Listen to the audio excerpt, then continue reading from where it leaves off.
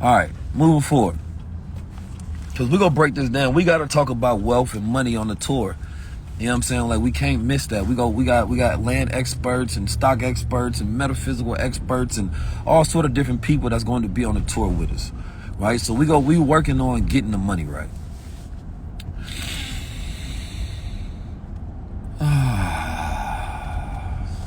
Let me take a breath real quick.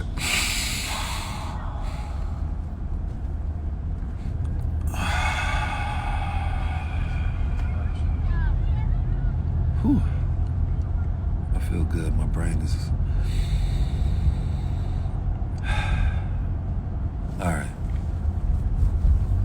So, now that we got that out the way, let's talk wealth, right? So we talking wealth standards. Now, I see a lot of people questions. Now, first of all, let's deal with a few different things. You know, education plays a huge factor in highest household incomes, correct? You know, let me know. You all know I'm correct on this, right? A person that is educated has more options. They have greater skill sets, right, and abilities to make money, right? Because money loves value, right? So how are Asians doing this? I'm not going with the model minority theory. I'm just looking at reality theory, all right? Somebody was like, no, you're trying to make the Asian look good and we bad. No, relax. That's some like negative insecurity projection based on excuses of why we're not executing today. I'm not looking at that, right? I'm gonna be honest with y'all.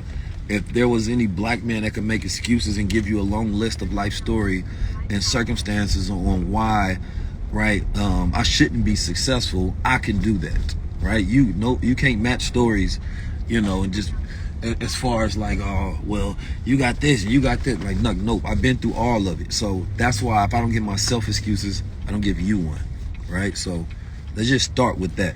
You know what I'm saying? Like, first of all, I'm a black masculine Muslim in America, right? Growing up in America, we were always discriminated against by black and white people, by brown and pale people, my bad, right? So, you know, going through the eras of 9/11 and things of that nature, always discriminated.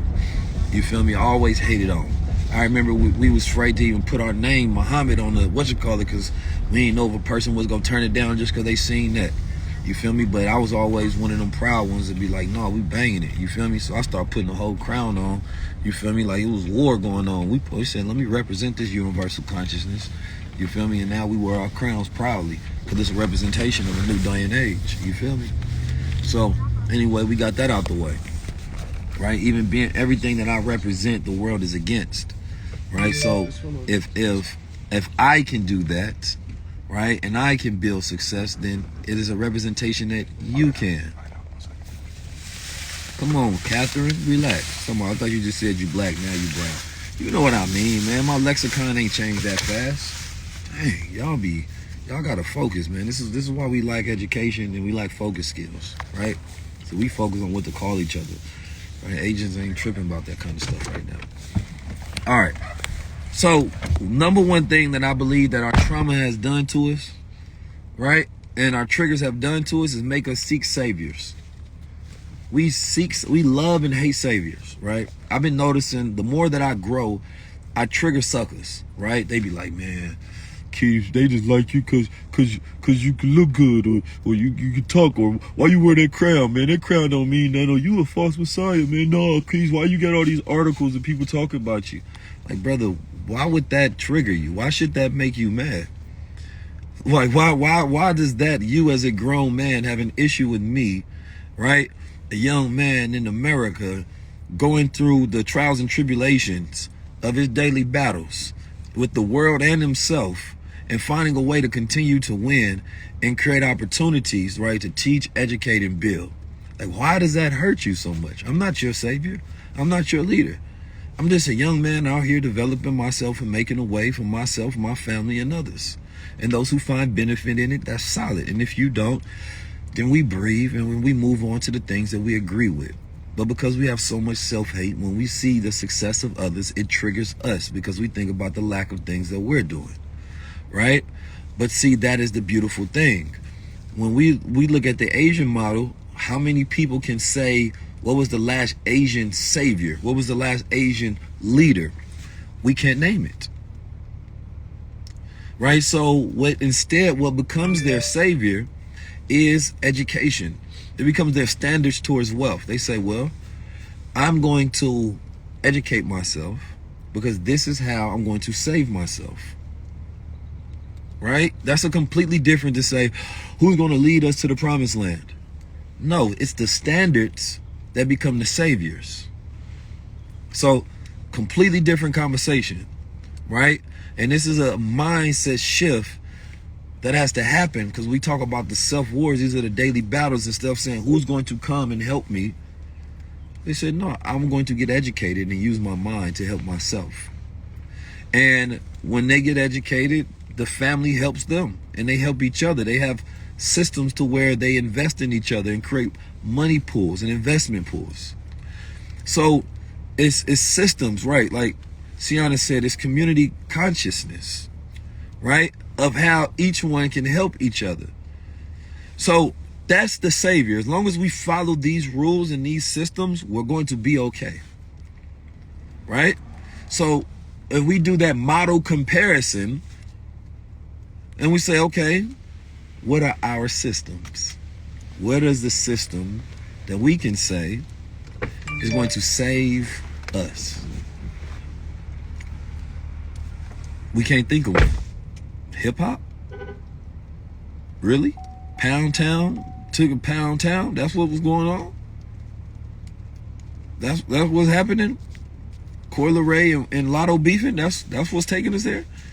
Nah, that ain't it. That ain't do it. That ain't gonna do it. That ain't gonna do it. Oh, gender wars. Oh, black women becoming strong, independent women. That's gonna save us.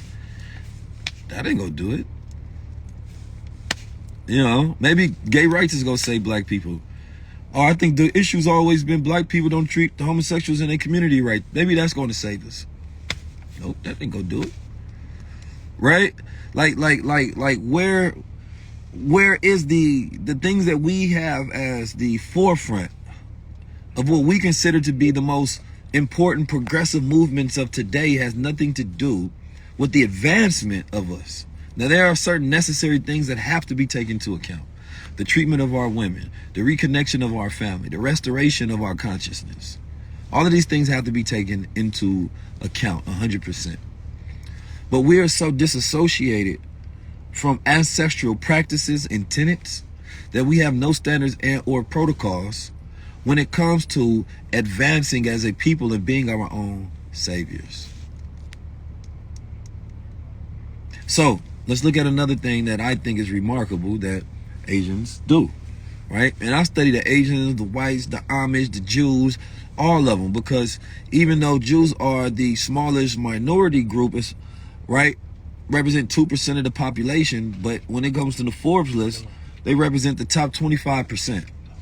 So we teach about that as well. So let's just look at something. First of all, when it comes to statistics on investing in stocks,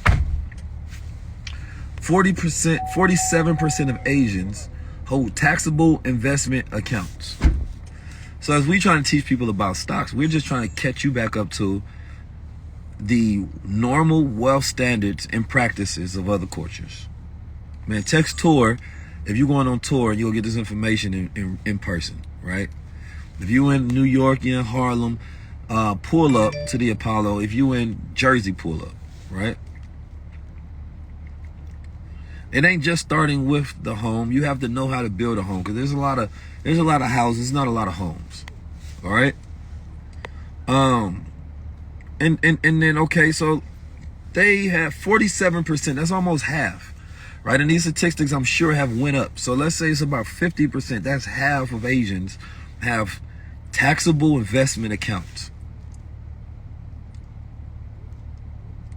So as you see the S&P 500 rise, that also is a representation of the wealth of the Asian community rising. That's what you got to understand. At least 50% of them. That's amazing, I think. I think that is amazing. All right, so what are some of the other points that I would look at? So education is their leadership and savior. But here's an important thing. We talk about home. They stick with family. They stick with family. See, while we're having gender wars, right? We having gender wars. The black man don't do this. The black woman don't do this. She not submissive. He not aggressive. He's a sucker. She's a hoe. It's like, oh, man. You got to buy on the first date. You got to get my Uber. Boy, I tell you, like, it's the pettiest culture on the planet Earth at the moment. And we celebrate that. It's the pettiest culture. What the fuck is y'all talking about? Nobody care about none of that. It's pettiest culture ever. What is you talking about? We talking about who go buy the goddamn Uber. Like, if y'all gonna be a thing in the future, that shit don't even matter. You feel me? But it's like, these are the things that you associate to your self-worth. Well, if they don't do this, then they don't trust me, and then I'm not the prize. Come on, man. We be so petty, man. It hurt my heart to see that level of pettiness. I'm gonna be honest with you. It hurt my heart to see that level of pettiness.